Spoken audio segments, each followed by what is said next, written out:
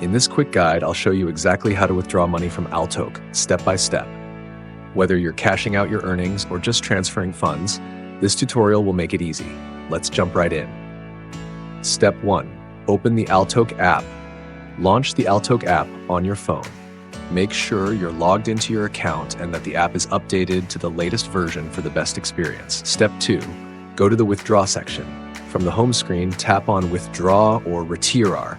It might be found under the Wallet or My Balance section, depending on your app version. Step 3. Choose your withdrawal method. Select how you want to receive the money.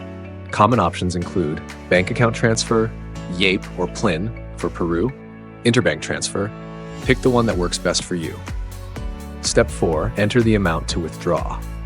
Type in the amount you want to withdraw. Make sure it's within your available balance and above the platform's minimum limit. Step 5. Confirm your banking info. If you haven't linked your bank account yet, you'll be prompted to do so now. Enter your bank details carefully, including the account number and full name. Step 6. Submit the withdrawal request. Once everything looks good, tap Confirm or Withdraw. You should see a confirmation screen and AlToke will begin processing your request.